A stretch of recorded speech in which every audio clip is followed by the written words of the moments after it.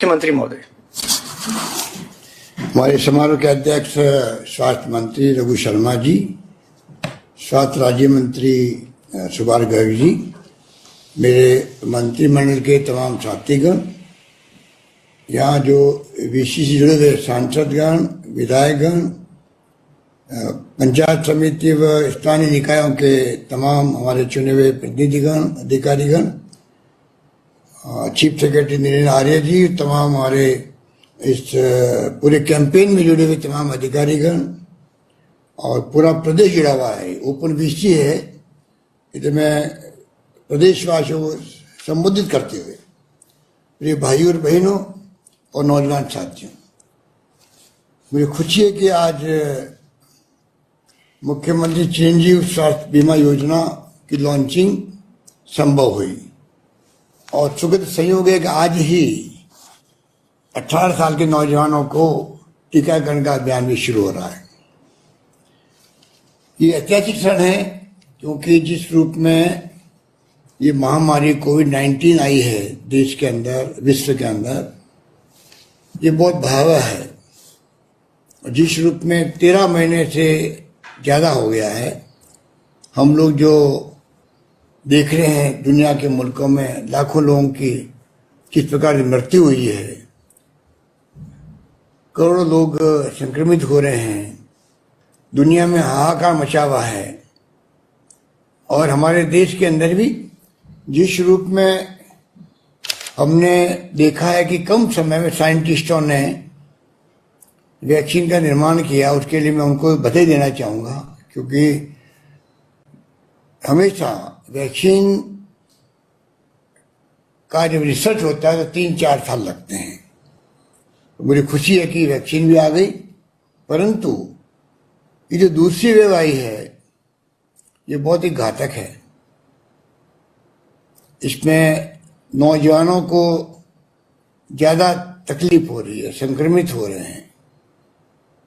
पहले का अनुभव बताता है कि बहुत कम लोग होते थे जिनको ऑक्सीजन की जरूरत पड़ती थी, हाई लेवल ऑक्सीजन की, हाई प्रेशर ऑक्सीजन की। इस बार जो पेशेंट आ रहे हैं नौजवान भी, अधिकांश वो हाई प्रेशर ऑक्सीजन की रिक्वायरमेंट के साथ आ रहे हैं। ये बहुत भयावह है, जो हम लोग समझ रहे हैं, अखबार में देखते हैं, सुनते हैं, उससे भयावह है। क्योंकि हमारा युवा लोग है, पिछली वेव में वो संक्रमित कम हुआ था, उस वक्त में हमारे बुजुर्ग लोग ज़्यादा होते थे, कोमॉर्बिड या जो बीमार होते थे कई बीमारियों से, उनको संक्रमित होने का ज़्यादा चांस रहता था। इस बार युवाओं को बहुत ज़्यादा तकलीफ हो रही है। इस माहौल में हम लोग सब काम कर रहे हैं और कोई कमी नहीं रखी है। हम लोगों ने पिछली बार वेव आई थी तब भी हम लोगों ने बाकायदा, हमारे यहाँ टेस्टिंग सुविधा नहीं थी, पूना और दिल्ली भेजते थे सैंपल को। आज हम लोग 70-80 हजार तक प्रतिदिन टेस्ट कर रहे हैं। इंफ्रास्ट्रक्चर बढ़ा दिया है, जिस रूप में वेंटिलेटर हो, आईसीयू के बेड हो, ऑक्सीजन के बेड हो, ऑक्सीजन की पाइपलाइन बिछाने की बात हो, ऑक्सीजन जनरेट करने के छोटे छोटे प्लांट लगाने की बात हो, कोई कमी नहीं रखी है। और इसलिए आज मैं कॉन्फिडेंस है हम इसका मुकाबला करेंगे और विजय होंगे। पिछली बार भी हमने विजय हासिल करी थी और राजस्थान में इतना शानदार प्रबंधन हुआ, पूरे देश के अंदर नहीं बल्कि दुनिया के मुल्कों के अंदर भी राजस्थान की चर्चा चली थी। हमने कहा नो मास्क नो एंट्री, तो लंदन के अंदर भी अस्पतालों में वही स्लोगन लगा, नो मास्क नो एंट्री। इस रूप में शानदार तरीके से प्रबंधन हुए थे और कोरोना के मैनेजमेंट की भीलवाड़ा मॉडल की बहुत तारीफ हुई थी।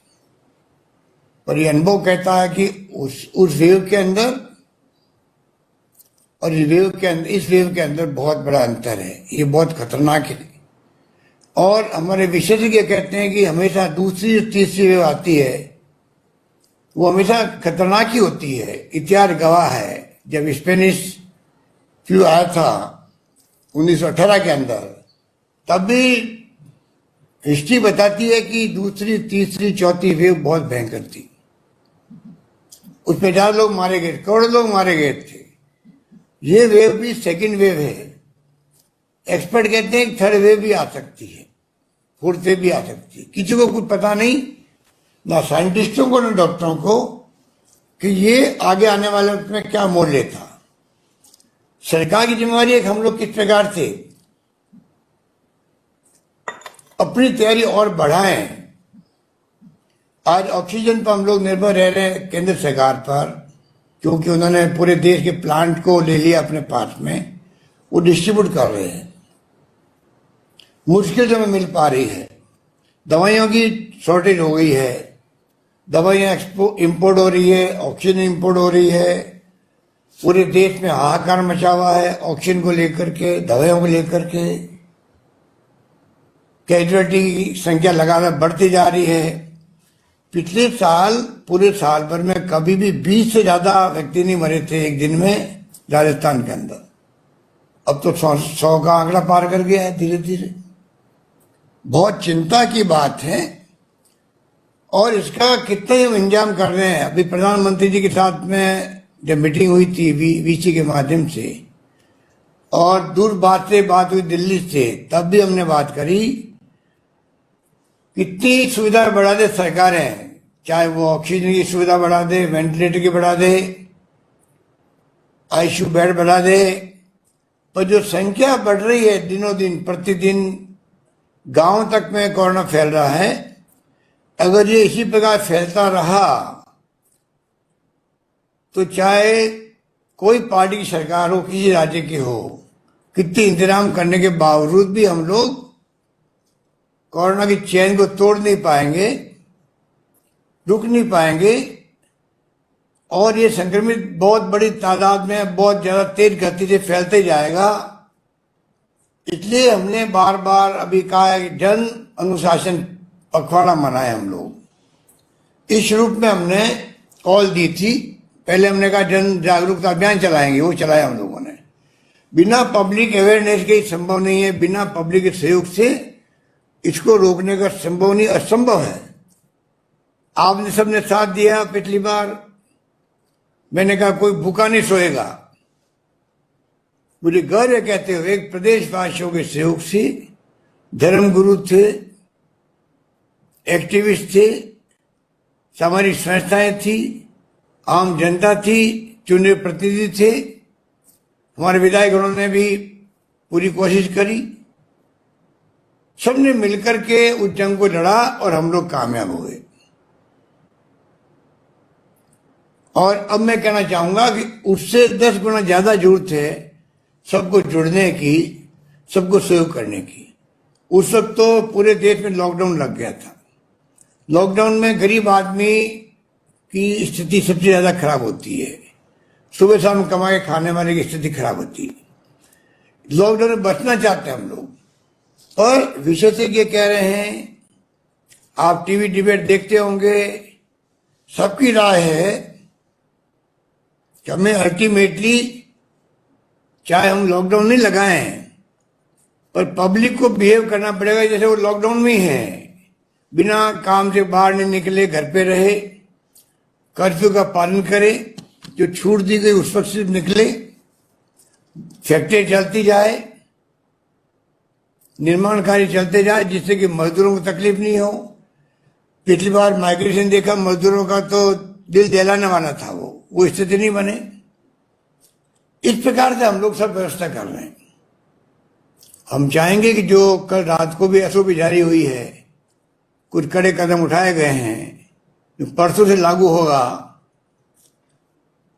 और मैं उम्मीद करता हूं कि प्रदेशवासी पूरा साथ देंगे। हम चाहते हैं कि एक बार चैन टूट जाए और पीक का टाइम जो आया, ये संख्या बढ़ने का, लगातार मरने का, रुक जाए तो धीरे धीरे वापस छूट मिलती जाएगी। स्थिति बड़ी भयावह है, इसको आपको हमको समझना पड़ेगा। हम कोई प्रचार में कमी नहीं रख रहे हैं। लोकल गवर्नमेंट डिपार्टमेंट को, नगर पालिका, नगर परिषद, नगर निगमों के साथियों को लगा रखा है, कर्मचारी सफाई कर्मचारी को लगा रखा है, घर घर पैम्पलेट बांटे, माइक से अनाउंसमेंट करें, लोगों को समझाएं। और आप सबको मैं कहना चाहूंगा, जिसको बिना मास्क देख लें आप लोग, उसको टोकें भाई आप क्या मास्क नहीं लगा हुआ है, और उसको शर्म आनी चाहिए कि मैंने वास्तव में मास्क नहीं लगाया, क्योंकि मास्क ही बचाव है। जितना वैक्सीन इंपॉर्टेंट है उतना इंपॉर्टेंट मास्क है, ये आप समझने की कोशिश करो। पूरी दुनिया मास्क लगा रही है, इजराइल ने अभी उसको समाप्त किया, क्योंकि उन्होंने मास्क लगा करके वैक्सीन करके कोरोना समाप्त कर दिया। आज वह मास्क उतर रहे हैं। हम चाहेंगे हमारे मास्क उतरे, उसके लिए पहले पब्लिक के सहयोग की आवश्यकता रहेगी। इसलिए मैं आप सबसे अपील करूंगा कि जो कहा जा रहा है आपको बार बार, प्रोटोकॉल को आप लोग निभाएं, फॉलो करें। मास्क लगाना है, बार बार हाथ धोना है, सोशल डिस्टेंसिंग रखनी है, तभी अपन इस कोरोना से बच पाएंगे। अभी ये ऐसा कोरोना है जो एसिम्टोमेटिक भी है, सिम्टम नहीं आ रहे हैं। तो जो सिम्टम नहीं आ रहे तो घर का मेंबर भी घर में घूम रहा है, बाहर दोस्तों में जा रहा है, घूम रहा फिर रहा है, और जब उसी व्यक्ति के 15-20 दिन बाद सिम्टम आते हैं तब तक वो 300-400 लोगों को संक्रमित कर देता है, और फिर वो खुद ही सिम्टम के साथ में भर्ती होता है, पूरा परिवार के साथ में भर्ती होता है, क्योंकि परिवार भी जब तक उसको भी संक्रमित हो चुके होते हैं। इस प्रकार से ये जो एसिम्टोमेटिक जो आपकी स्थिति बन गई है कोरोना की, उसको हमें समझना पड़ेगा कि हम कैसे चैन को तोड़ें, और चैन तभी टूटेगी जब घूमना फिरना बंद करेंगे, तब जाके घरों में रहेंगे, और कोई संक्रमित के सिम्टम आएंगे तो उसका इलाज शुरू होगा। इंतजाम हमने सब तरह कर रखे हैं, लगातार बेड बढ़ाते जा रहे हैं और सारी व्यवस्थाएं कर रहे हैं। और मैं उम्मीद करता हूं कि पहला जो स्थिति है, पहला सुख निरोगी काया, हमने वहीं से शुरुआत करी थी। हमने दवाएं फ्री करी राजस्थान के अंदर, टेस्ट फ्री कर दिए।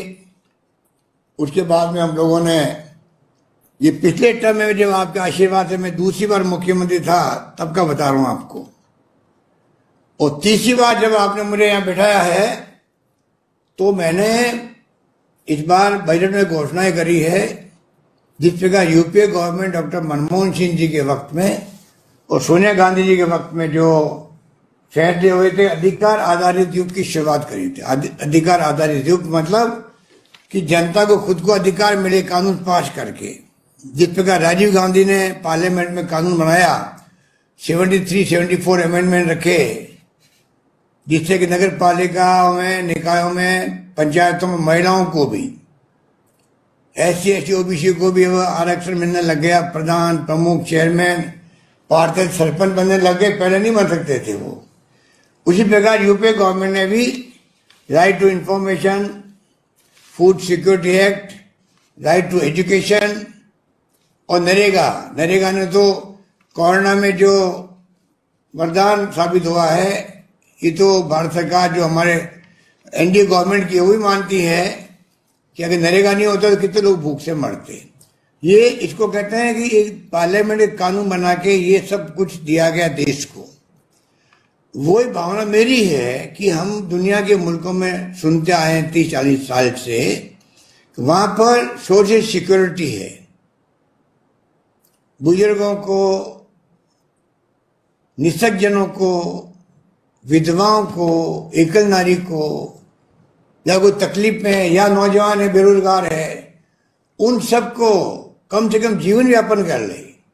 बाकी तो उसके टैलेंट पर वो क्या करे, क्या कमाए, क्या खाए, पर कम से कम हर आदमी का पेट भर जाए और उसका जीवन चलने लग जाए, जिंदा रह सके, जो उसके मिनिमम खर्चे हैं वो उसको मिल सके। दुनिया के मुल्कों में ये सोशल सिक्योरिटी कहलाती है। ये जो हमने दवाएं फ्री करी थी आपकी, हमने जो टेस्ट फ्री किए थे, अब ये जो लेके आए चिरंजीवी योजना, ये बड़ा रूप है। पिछली सरकार ने, जब वसुंधरा जी थी तब भामाशाह योजना शुरू हुई थी। उसमें करीब 98 लाख लोग परिवार थे, 3 लाख का बीमा था।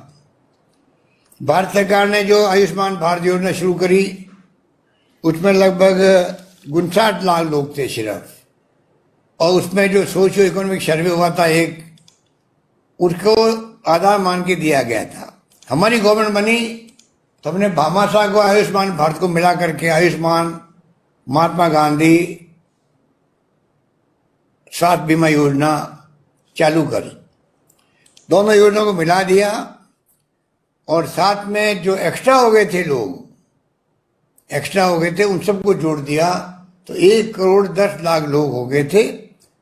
और उस वक्त में भी बहुत बड़ा भार हमारे ऊपर आया था, क्योंकि 80% पैसा हमारे लगा था, स्टेट गवर्नमेंट ने दिया था उस वक्त में भी, क्योंकि संख्या बहुत हमने एक्स्ट्रा ऑर्डनरी बढ़ा दी थी। अब बजट में मैंने घोषणा आपके आशीर्वाद से एक नई करी, जो मैं समझता हूँ संवत पूरे देश के अंदर एकमात्र राजस्थान राज्य बनने जा रहा है, जिसमें पूरे प्रदेशवासियों का, चाहे गरीब है अमीर है कोई व्यक्ति है, उस सब का बीमा होगा 5 लाख का, 50,000 का जनरल बीमारी का और 4.5 लाख का गंभीर बीमारी का।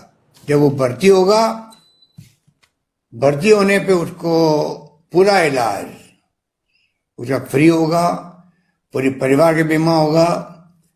और सबसे प्रोविजन इसमें रखा हुआ है कि जब उसको छुट्टी होगी अस्पताल से, जब वो भर्ती हुआ था उसके 5 दिन पहले से, और अस्पताल छुट्टी होने के इलाज करने के बाद में 15 दिन बाद तक जो उसका खर्चा होगा वो सब सरकार बीमा कंपनी के माध्यम से दिलवाएगी। पूरा प्रीमियम कल लगभग 3,000 करोड़ का है। 300 साढ़े 300 करोड़ रुपए जो आयुष्मान भारत में मिलेंगे भारत सरकार से, उसको छोड़ के तमाम पैसा स्टेट गवर्नमेंट वहन करेगी। तो हम चाहेंगे प्रदेशवासियों का सबका बीमा कंप्लीट हो। 30 तारीख लास्ट डेट थी कल, उसको हमने बीमा कंपनी से बात करके कहा कोविड में तो लोगों को तकलीफ है, लोग सब अपना रजिस्ट्रेशन करवा नहीं पाएंगे और कुछ नहीं करना है। ई मित्र में भी हमने पेमेंट हम करेंगे, ई मित्र वाला फ्री रजिस्ट्रेशन करेगा, पर आपको अपना जन आधार नंबर देके वहां रजिस्ट्रेशन की फॉर्मेलिटी करनी, खाली आपको कुछ नहीं करना है और 5 लाख के बीमे का आप हकदार बन जाओगे। जो नहीं करवाएगा, बीमार पड़ गया, भर्ती हुआ अगर प्राइवेट हॉस्पिटल में, तो 50,000 1 लाख 2 लाख का जो बिल बनेगा 3 लाख का, वो बीमा कंपनी या कोई नहीं देगा आपको। तो बहुत ही शानदार योजना है। आप सबको चाहिए जो गरीब आदमी जो समझते नहीं है उन तक ये बात पहुंचे। ये मैं बार बार बार बार बार बार बार बार अपील कर रहा हूं, विज्ञापन दे रहा हूं, खुद कह रहा हूं, समझना चाहिए। फिर भी हमने उनसे कल एग्रीमेंट किया कि नहीं, आप इसको 31 मई तक बढ़ा दीजिए। 31 मई तक बढ़ा दी गई है। अब जो लोग भर गए उनको चाहिए कि वो जिस दिन करवाएंगे उस दिन से उसका लागू हो जाएगा बीमा। 31 मई तक भी नहीं कराया आपने, उसके बाद में कोई अगर करवाएगा भी तो 3 महीने वेट करना पड़ेगा उसको। 3-3 महीने का साइकिल बनाया गया इसके अंदर। इस प्रकार से ये योजना शुरू हुई है और ये भी एक प्रकार से सोशल सिक्योरिटी का पार्ट समझ लो इसको भी। बीमारी में कितना बड़ा खर्च होता है, घर बिक जाते लोगों गरीबों के। हमारा संस्कार संस्कृति बहुत महान है देश की।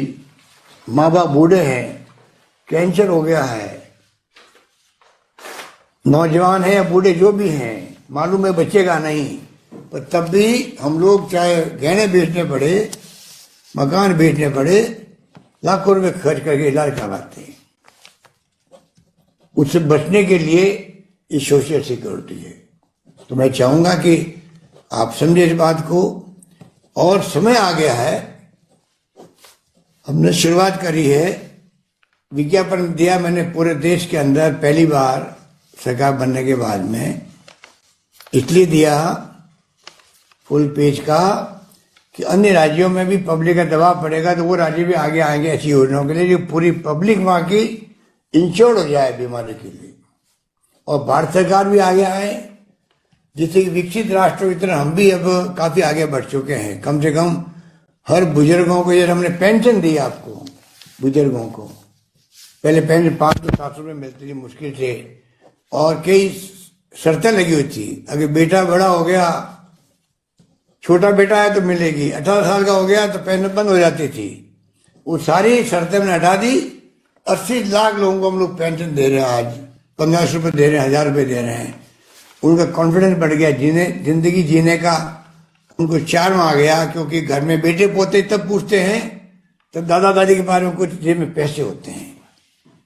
और वो भी बहन सवासिनी को कोई घर पे आ जावे, बहन बेटी या पोती या नाती दोती, तो 100-500 रुपये नोट पकड़ा सकती है, बहुओं से मांगना नहीं पड़ता है। ये किया हम लोगों ने, तो उसका बड़ा इम्पैक्ट पड़ा। इसी प्रकार से आज भी मैं चाहूंगा कि सोशल सिक्योरिटी के माध्यम से पूरे देश के अंदर तमाम जनता को, जो कोई भूखा नहीं सोए, एटलीस्ट उसको जिंदगी जी सकता है, कपड़े लत्ते कर सकता है, उसको मिल जाए। इतना पैसा उसको वीकली मिलने लग जाए, जैसा कि विदेशों में मिलता है वीकली, हमारे यहाँ फोर्टनाइटली मिल रहा है। कुछ भी हो, सोशल सिक्योरिटी लागू करने का वक्त आ गया देश के अंदर। गरीबी अमीरी का भेद, जो गैप है, बढ़ता ही जा रहा है। कोरोना ने और ज्यादा बढ़ा दिया है। ये हम सब के लिए चिंता का विषय बना हुआ है।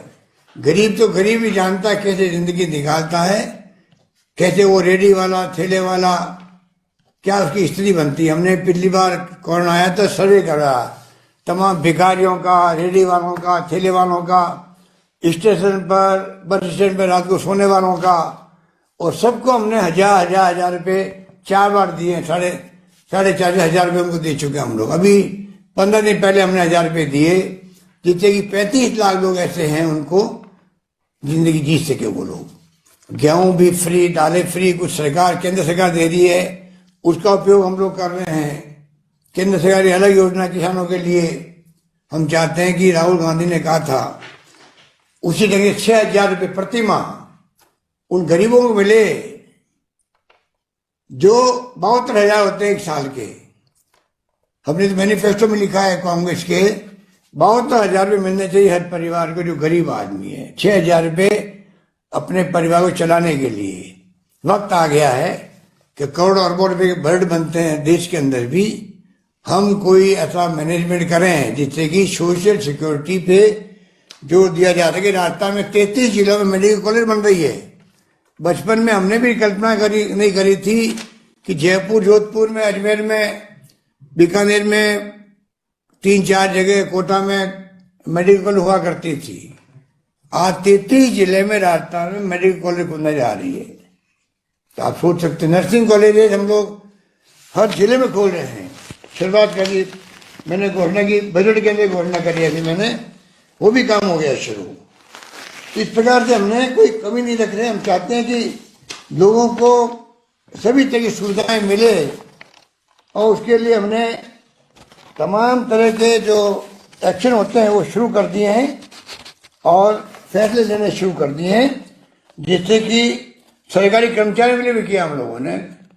जैसे CGHS की स्कीम होती है, सेंट्रल गवर्नमेंट हेल्थ स्कीम, केंद्र सरकार के लिए। हमने राजस्थान के अंदर भी उनको बीमा की चिरंजीवी योजना में जुड़ने की जरूरत नहीं है। उनके लिए RGS स्कीम ला रहे हैं हम लोग अलग से, तो उनको उससे फायदा मिलेगा। इस प्रकार से राजस्थान सरकार चाहती है देश के अंदर किस प्रकार से हम आगे बढ़ें और सोशल सिक्योरिटी के काम को अधिक से अधिक हाथ में लें और लोगों को उसका लाभ मिल सके। ये जो चिरंजीवी योजना है, इसमें मेरे साथियों ने, मंत्रियों ने बता दिया आपको किस प्रकार से इसका लाभ मिलेगा। पूरा 3,000 करोड़ रुपये हम लोग भर रहे हैं। सब बातें मैंने भी आपको ब्रीफ करी है, उस योजना की खासियतें। पूरा परिवार की कोई सीमा नहीं है, परिवार की कितने बड़ा परिवार हो वो जुड़ेगा। सबको मिलके 5 लाख का बीमा मिलेगा। सब कुछ मैंने कहा आपको। तो मैं ये कहना चाहूंगा कि ये जो हमारी स्कीम है, ये स्कीम नहीं है, ये सोशल सिक्योरिटी है। ये कोई व्यक्ति छुड़े नहीं। और जो इसमें जिनको हमने, आपको मैंने कहा 35 लाख लोगों को हम लोगों ने घर बैठे 1,000 रुपये दिए, वो संविदा कर्मी, लघु सीमांत किसान और जो ऑलरेडी चाहे वो भामाशाह में हो चाहे आयुष्मान भारत में जुड़े हुए थे, नेशनल फूड सिक्योरिटी एक्ट के अंतर्गत या सोशियो इकोनॉमिक सर्वे के अंतर्गत, उन सबको वापस रजिस्ट्रेशन कराने की जरूरत नहीं है। इन सब कैटेगरी छोड़ के जो पैसे वाले हैं उनसे सिर्फ नाम मात्र का, उनका भी बीमे का जो प्रीमियम है 1700 करोड़, 1700 रुपये, 1700, 1700, आधा पैसा हम उसका भी सरकार दे रही है। उनको खाली 850 रुपये देने हैं। 850 रुपये नाम मात्र देख करके वो इस स्कीम में जुड़ सकते हैं। इस प्रकार से तो मैं कहना चाहूंगा आपको, आज का मुबारक दिन का मेरी भावना ये थी। मैं ये भी आपको कहना चाहूंगा कि हमने अभी भर में घोषणा करी है पब्लिक हेल्थ कॉलेजेस की, साथ संभाल के मुख्यालय पर। पब्लिक हेल्थ कॉलेज का मतलब है हेल्थ से संबंधित कॉलेज में पढ़ाई हो और कई लोग एक्सपर्ट बनते हैं, वो हमने शुरुआत की है। इस प्रकार की नई नई योजनाएं लेके आए। मैं अभी टाइम नहीं की सब बातें आपको कहूँ, तो मैं आपको इतना ही कहना चाहूंगा कि आप कृपा करके इन तमाम योजनाओं से आप जुड़े, इसका लाभ लें। और ये बात मैं कहना चाह रहा था आपको, आज का दिन मेरे लिए एक ऐतिहासिक दिन बना है और मैं चाहता था कि पूरे जिले में हर ब्लॉक स्तर पर इसकी लॉन्चिंग हो। हमारे मंत्रिमंडल के साथी, हमारे प्रमुख प्रधान, एमएलए, सांसद, चाहे कोई पार्टी के हैं, जनप्रतिनिधि, सरपंच गांव के, सब मिलके एक साथ में इसको लॉन्च करते, पब्लिक को मालूम पड़ता और वो जाके ज्वाइन करवाते। पर दुर्भाग्य से ये कोरोना की ऐसी स्थिति बनी है कि जिसके लिए आप देख रहे हैं कि हमें क्या क्या फैसले करने पड़ रहे हैं। 3 तारीख से सख्ती के साथ में लॉकडाउन तो नहीं लगाया है, तो लॉकडाउन की तरह हम लोगों ने फैसला किया है। कर्फ्यू रहेगा दिन को 12 बजे के बाद में, सुबह 5 बजे तक। 5 से 12 बजे तक आप मूवमेंट करके अपना सामान खरीद सकते हैं। और मजदूरों को, निर्माण मजदूरों को 3-4 कैटेगरी छूट दी गई है, माइग्रेशन नहीं हो, वरना फिर आप थोड़ा इसको चेन तोड़ने के लिए सहयोग दें। मैं आप सबसे अपील करूंगा हाथ जोड़ करके कि ये काम जिंदगी बचाने का हमारे लिए है। हमारे हाथ में कुछ नहीं रहेगा, केंद्र के हाथ में कुछ नहीं है। सबने पूरी कोशिश कर ली, ऑक्सीजन कहां से लाओगे? अब ऑक्सीजन के प्लांट इंपोर्ट हो रहे हैं। खाली ट्रकें जो है, ऑक्सीजन के जो ट्रक होती है, सिलेंडर क्या कहें, ऑक्सीजन के टैंकर, खाली टैंकरों को हवाई जहाज से ट्रांसपोर्ट किए जा रहे हैं जहां ऑक्सीजन बनती है, गुजरात में या जहां बनती है, वहां से वो बढ़ के आते हैं। इसलिए एक टाइम बजाय 4 दिन का। आप सोच सकते हो कि इस रूप में आज अपन सब लोग मिलके इससे लड़ाई लड़ रहे हैं। टैंक खाली जा रहे हैं, करोड़ों अरबों रुपये खर्च हो रहा है, तो क्यों नहीं हम सब मिलकर के ऐसी स्थिति पैदा करें जिससे कि कम से कम ये चेन टूटे।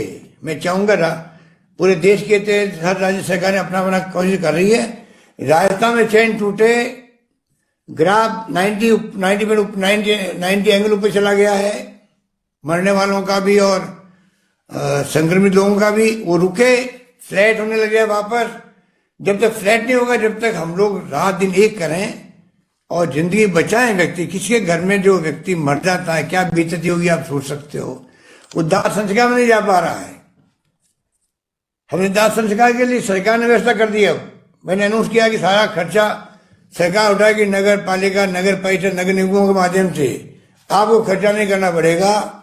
चाहे गांव में हो तो वहां पे पंचायत वाले या तहसीलदार और एसडीओ करेगा। दाह संस्कार भी सत सम्मान हो व्यक्ति का। हरिद्वार में हमने भेजा उनको अस्थि कलश लेके, वो स्कीम जारी रहेगी हमारी। हम सब कुछ करने तैयार हैं, पर चैन तोड़ने के लिए हमारा हाथ में कुछ नहीं है। कोरोना जो फैल रहा है, इतनी बड़ी संख्या में लोग आ रहे हैं, जगह नहीं है। आरयूएचएस का जो अस्पताल बड़ा है, बाहर भीड़ खड़ी रहती है 200-300 लोगों की। कब नंबर आए, कब वहां से अंदर से कोई बाहर निकले ठीक हो गए और मैं अंदर जाऊं, ऐसी स्थिति बन गई है। ऑक्सीजन नहीं है, बेड बढ़ा सकते हैं। 5000 बेड मैंने बढ़ा दिए हैं राधा स्वामी जी के वहां पे कैंपस में, परंतु उनके सहयोग से, परंतु ऑक्सीजन कहाँ से लाएं? दुनिया भर के मुल्कों में हम लोग टेंडर जारी कर रहे हैं, ग्लोबल टेंडर। ऑक्सीजन कंसंट्रेटर होते हैं, मशीन, छोटी मशीन होती है, वो हम ढूंढ रहे हैं। तो आप शॉर्ट में समझ लीजिए कि हमारी तरफ से कोई कमी रख नहीं रहे हैं, पर जनता के सहयोग के बगैर हम लोग कुछ भी नहीं कर पाएंगे। ये मैं आपको बार बार कह रहा हूँ। ये वैक्सीन जो मिली है 18 साल वाली, ये सिर्फ 3-3.5 लाख की अभी आई है, वैक्सीन आई है। हम चाहेंगे कि जब भारत सरकार ने मेरी बात को नहीं माना, क्योंकि आज तक हिस्ट्री के अंदर, हिस्ट्री में 100 साल की हिस्ट्री में जितनी वैक्सीन है वो तमाम वैक्सीन फ्री मिली है जनता को, सुविधा होती लगाने के अंदर। पर दुर्भाग्य से अभी भारत सरकार ने एग्री नहीं किया है। आज सुबह मैंने ट्वीट किया है प्रधानमंत्री जी को टैग करके, अभी भी समय है कि आप 60+, 45+ की तरह इसको भी आप फ्री कर दीजिए। किसी से पैसा मांगे वो भी अच्छा नहीं, प्राइवेट सेक्टर वाले। हम चाहते हैं वैक्सीन फ्री होती है। आज तक 8-10 तरह के मैंने वैक्सीन का नाम लिखा उसके अंदर, मेरे ट्वीट के अंदर, कि मैंने कहा कि आप जरा आज तक वैक्सीन फ्री हुई है, इसको वैक्सीन फ्री करो। ये तो उनसे बड़ी महामारी हमारे लिए हो गई। वो तुमने सुना ही है स्पेनिश फ्लू के बारे में, जहाँ करोड़ों लोग मारे गए थे।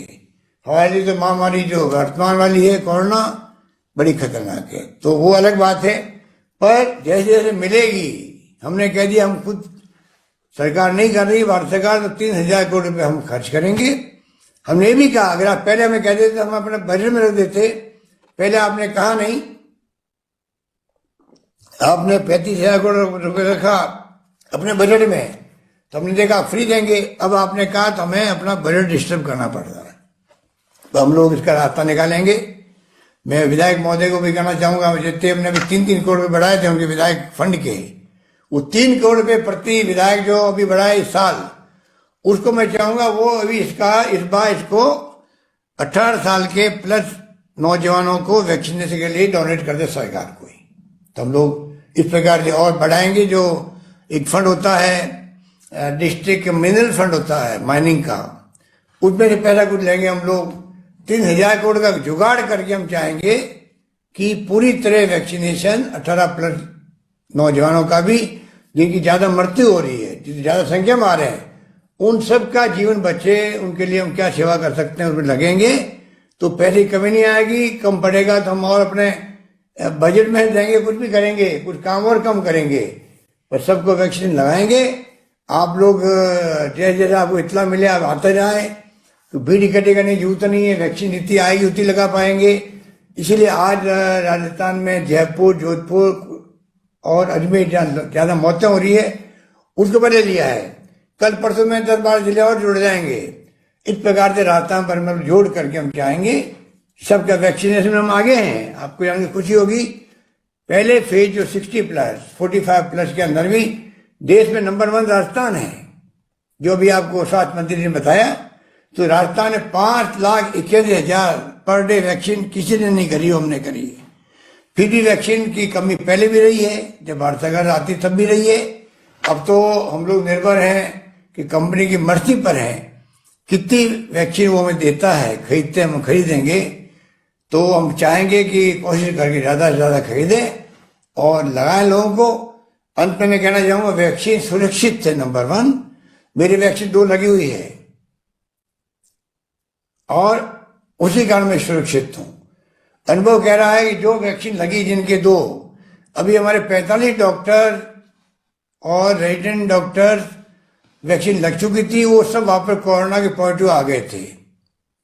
परंतु 45 आराम से घर पे रह करके बिना कोई तकलीफ के, माइल्ड होता है अटैक कोरोना का, जिंदगी बच जाती है, मृत्यु दर 0 हो जाती है। तो कम से कम वैक्सीन लगाना इसलिए जरूरी है, कम से कम मृत्यु दर 0 रहे, मृत्यु की तरफ कोई नहीं जाए। ये वैक्सीन का फायदा बहुत बड़ा है। ये बात कहता हुआ मैं आपका, वैसे मैं कहूँ इतना कम है, पर मैं चाहता हूँ कि आप मेरी बातों को समझ गए होंगे।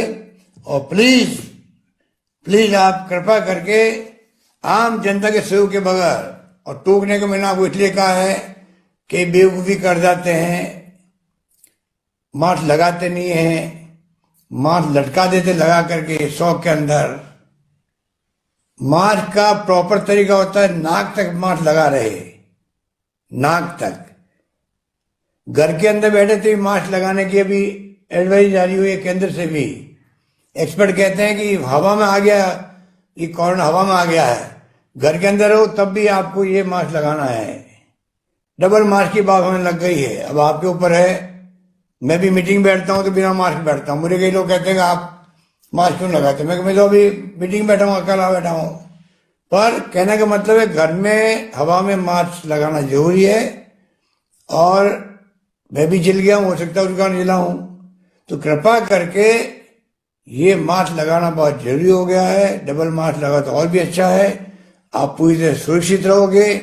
एक बार कोरोना होने के बाद में लंग्स में पहुंचता है जल्दी, आजकल 3-4 दिन में। आपके सिम्टम आते ही, सिम्टम नहीं आए तो चिंता मत करो, सिम्टम आते ही आप डॉक्टर से बात करें, इलाज शुरू करवाएं, सीटी स्कैन करवाएं। सीटी स्कैन से मालूम पड़ता है कि वास्तव में आपको कोरोना हो गया कि नहीं हो गया है। तो सब बातें जो है आपको ध्यान रखना है। और मैं समझता हूं कि ये मास्क ही बचाव है, हमारा बहुत बड़ा बचाव है।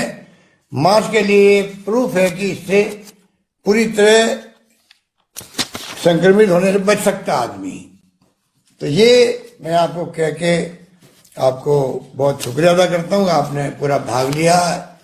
इतनी बड़ी संख्या में आपने, लाखों लोग सुन रहे हैं अभी, सुना उसको, मेरी बातों को। मैं उम्मीद करता हूँ कि आप उस पर पूरा अमल करेंगे। और जैसे मैंने कहा आपको कि ये जो तैयारी हमने सब कर रखी है, आप निश्चित है सरकार की तरफ से कोई कमी नहीं आएगी। और संख्या बढ़ेगी तो आप सोच सकते हो कि सरकार चाहते हुए कुछ नहीं कर पाएगी। इलाज तो हम करेंगे, संख्या रोकने का काम पब्लिक का है, पब्लिक का है। क्योंकि 7 करोड़ जनता है, 7 करोड़ लोगों तक ना कोई मंत्री पहुंच सकते ना हम पहुंच सकते। वो खुद तय करेंगे कि हमें रास्ता को बचाना है, खुद को बचाना है, परिवार को बचाना है और लोगों को बचाना, प्रदेशवासियों को।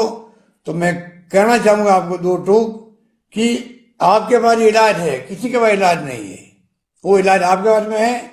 और सरकारी इलाज में कोई कमी नहीं आने देंगे, चाहे पूरा बजट में झोंक दो इसके अंदर तो मुझे मंजूर होगा। परंतु सरकार के कामों से या व्यवस्था से कोई आदमी मरे, ये मुझे सहन नहीं होगा। ये मैं कहते अपनी बात समाप्त करता हूँ। धन्यवाद, जय हिंद, धन्यवाद। धन्यवाद माननीय मुख्यमंत्री महोदय, आपके मार्ग